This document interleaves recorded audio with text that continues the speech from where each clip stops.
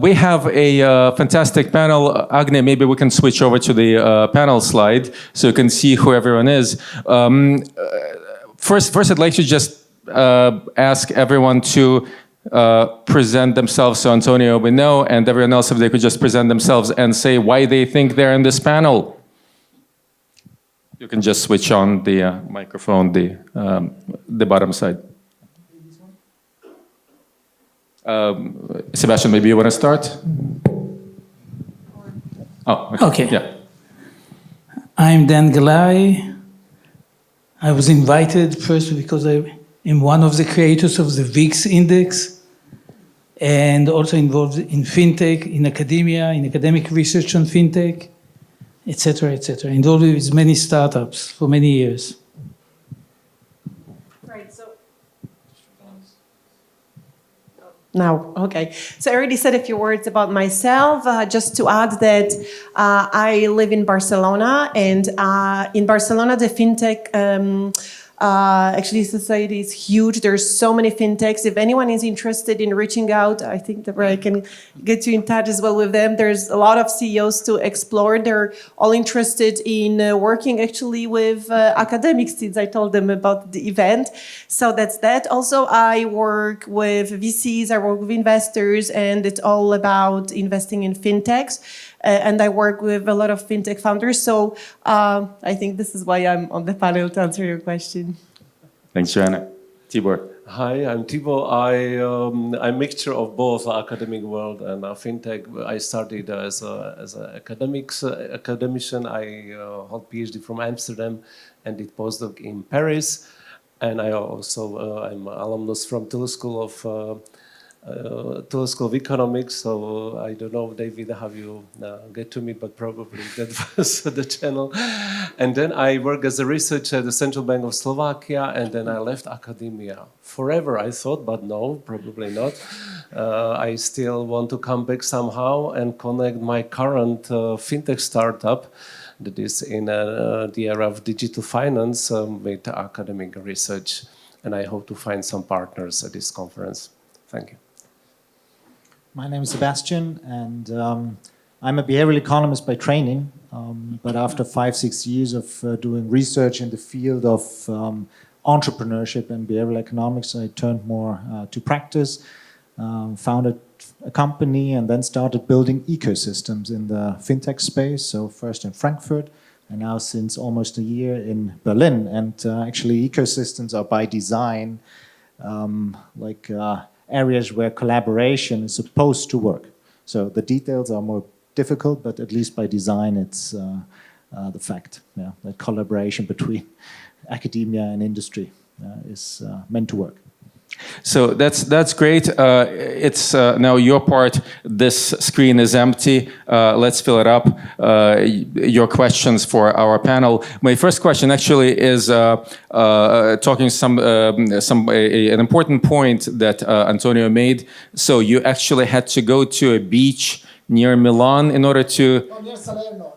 Okay, because that's what... It's close to the Amalfi Coast, so it's... Okay, so that's pretty... So he actually had to fight off a mafia gang in order to collaborate with a fintech. Here you have CEOs right here. So everybody, go on an app and, set up a meeting with a fintech CEO. But if you had, if you were stuck in an elevator with a fintech CEO, which actually, if it happens here, we're on the 3rd floor, so it's going to be a short ride. What would be your elevator pitch to a fintech CEO for a collaboration?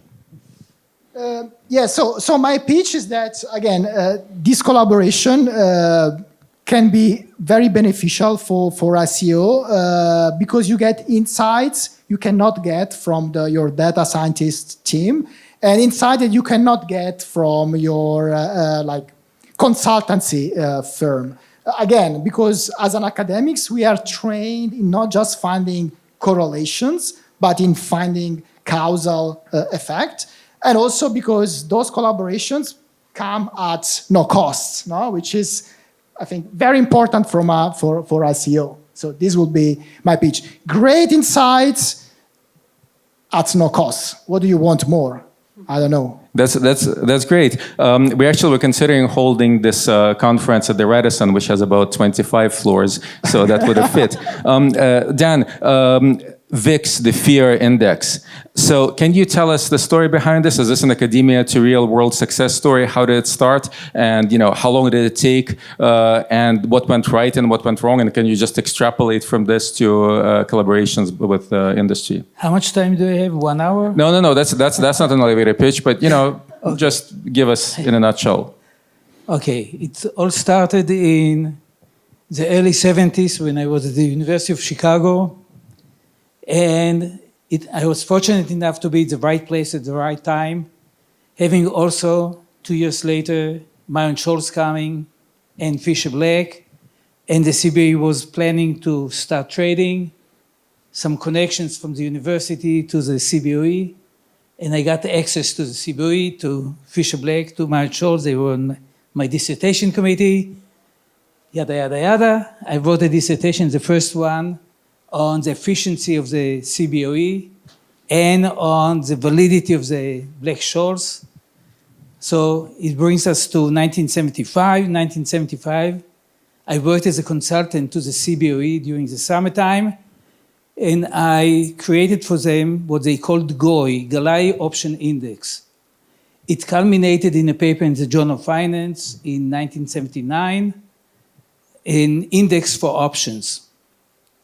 Okay, so it became academic paper, but it was from practical point of view, from working with the exchange, with real data, real people, traders.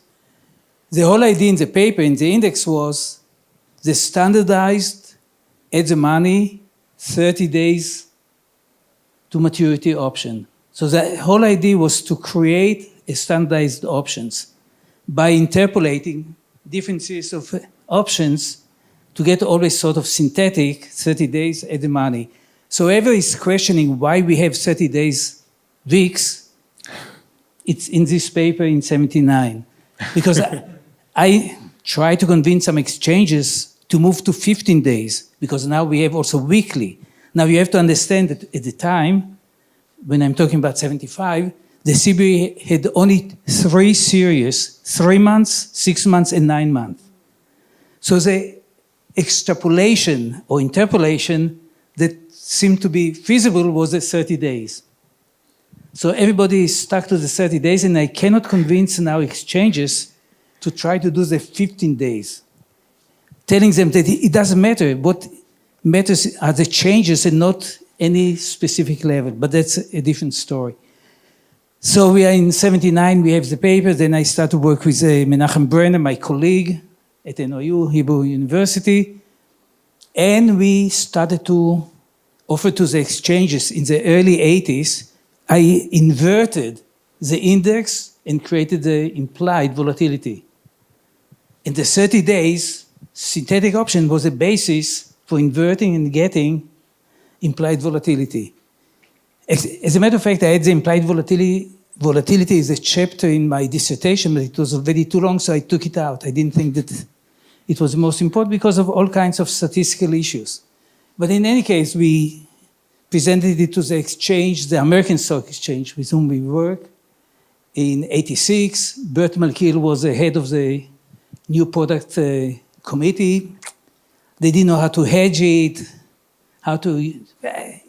all kinds of issues. So we got permission, we went to Chicago in July '87 to present to the CBOE.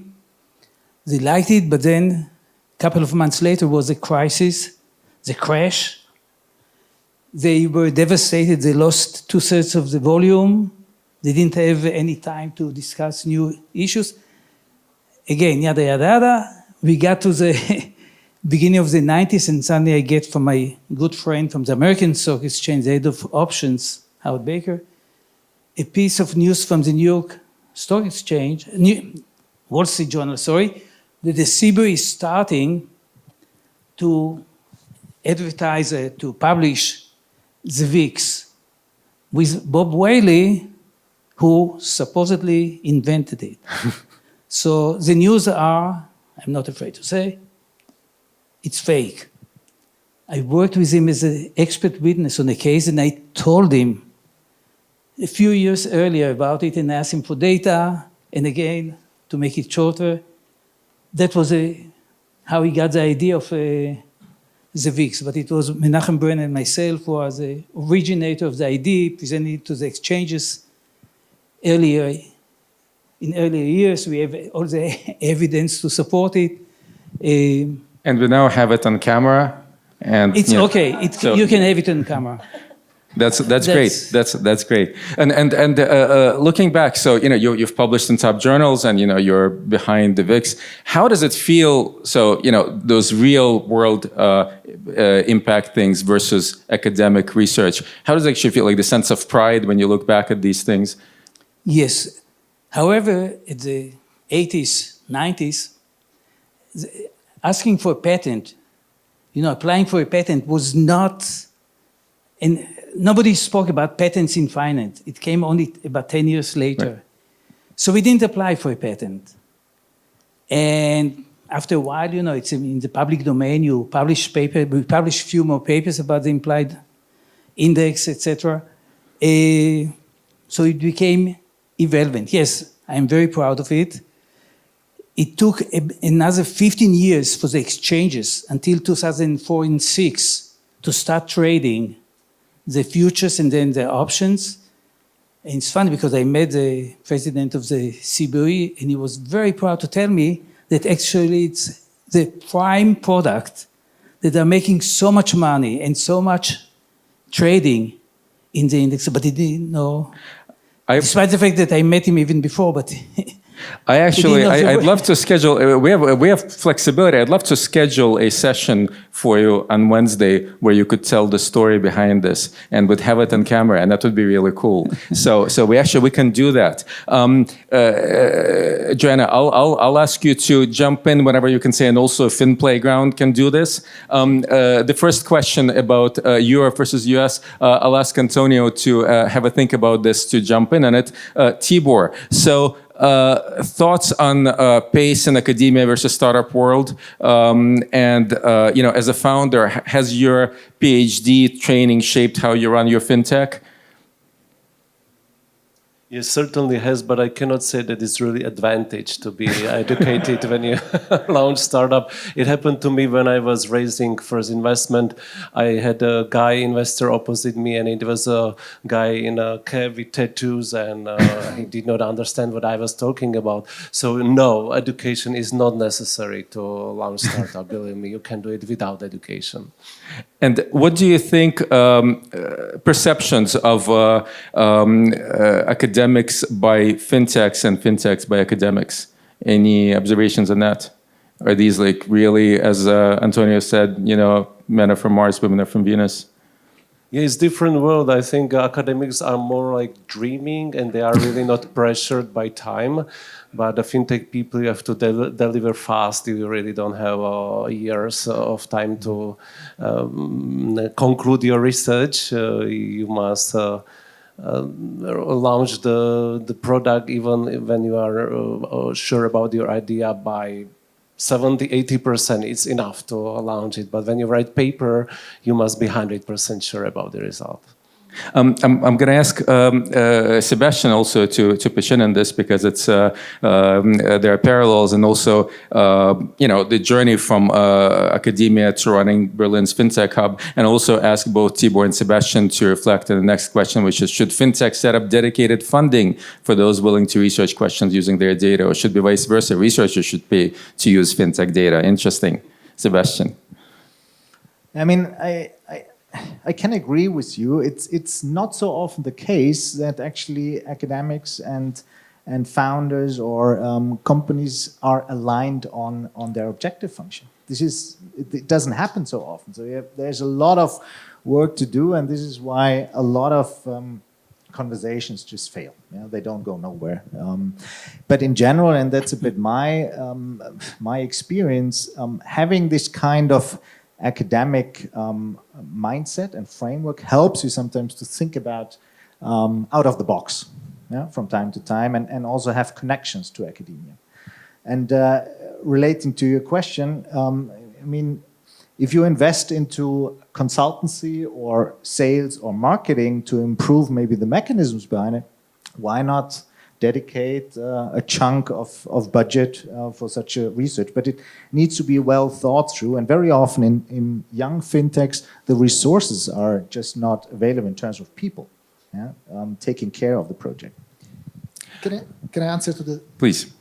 So in terms of the second question, I think none of them. So especially if the collaboration leads to a research paper, it's crucial that you avoid any like conflict of interest. So at least that's what I do. I've never been paid by fintechs to work on those research papers. And also, I'm sorry, guys, I cannot pay you because I don't have the money. But the second question, I think none of these two should happen, right? Because you want to be the research, you want to preserve integrity. And so as an academic, you cannot work on a research paper if you are paid. You can do this if it's a consultancy, but then, right, the object is different and this doesn't lead to a publication. Yeah, I think we can make rules. When we try to make rules, academia, practitioners, in my view, from my experience over 40 years plus, no rules. I can tell you sort of a case study that we just had with my friend and colleague Tzvi Winners, who is sitting here. We invested in a fintech company that was doing sort of deep search in the web to analyze companies, especially private companies. They worked with the London Stock Exchange, did some money, not much. Then they use the same engine, text mining, but going deep into the web. And they use it for ESG, rating ESG based on 150 triggers for S&P companies, trying to improve the ratings. And we were involved in the work. We got with them the data, and we have a paper now on ESG and the problems with using ESG and the ratings and the stability. And we can talk about it again for an hour and a half. But it was opportunistic. We worked with them. We thought that they have interesting data that you don't find in academia because you have access to very unique practical work that is being used commercially. And we went ahead and we wrote a paper, academic paper. So it was sort of, we supported them, they supported us. Fine. We didn't ask for money for the... They didn't ask for money for the paper, yes, for the data. So these kinds of collaborations can happen. How do we scale them up? Joanna, Playground, is that the answer? And also a comment on, you've been to a lot of fintech events and a lot of academic events, and how different they are, and can they be bridged? Take that. Yes, I think actually this is a great way to start, because once the academics sit together with fintechs and they see this is not so hard, and since I facilitated a lot of hackathons, there are tools to translate, let's say, between the two species. There are tools actually for collaboration to kind of help them define the problem, what each party can contribute, where the pain points are, where the constraints are, and then how much each party actually can put on the table. And like you said, which I really liked, the different, because each party has different objectives, right? So it's really, really important that they are mutually advantages out of this collaboration. So I think once everyone is at the table and they see this is not so hard, then it could be scalable. Plus, I think actually the extra effects, we can have the side effects of this, that both fintechs and academics, they can see that brainstorming can really lead to interesting results. We don't just stick to our one, let's say, line of work, but since we're gonna have people from different disciplines just sitting at your table, they can come up with different solutions that you would have never thought of just because they solved it this way in one startup or in one field of study of research. So I think the brainstorming, the practice is going to make more people interested in that. Plus the twist, because the twists that are coming, like AI. I think this could be maybe, if I may ask a question to the fintechs on the stage. Do you think those collaborations will be replaced by AI? If I may challenge this one day, No. or do you think that data, like because they're data scientists and AI is trying to replace us, do you think this is ever going to happen, or there's always going to have to be the human element? I don't think so, no, because the human element, in my experience in this collaboration, is so crucial. Again, it's so crucial to understand what are the objectives on the industry partner, and as an academic to be flexible, no? Because as you were mentioning before, fintechs need to move fast, right? So they need to launch product even if they know they are not fully perfect, while academics, we need to think so much, ex ante. So you need a lot of emotional intelligence, to be honest, to work with an industry partner, and AI cannot do that. So I don't think, others, my take is AI is very good in making literature overview or some connections between various fields. I tested it and it's amazing. I guess we don't want academics to be replaced, but I think AI can really speed up the process. And help with aligning and providing a lot of information that's necessary. So I think here we'll see in the future much more support. But as academics, if we have smart students and they have their startups, the fintechs, very often they call you after a few years and ask for your advice or support. And that's a beginning of collaboration based on a human relationship that AI is not going to replace. So it's fantastic. There is so much activity there and a lot of things to say here. Our time is limited and our app allows people to upvote, downvote, and the thing that's floated up to the top is the question from Michael Wolfson. Are there collaboration opportunities beyond the pattern where the fintech provides data and academics analyze the data? Anyone wants to take this?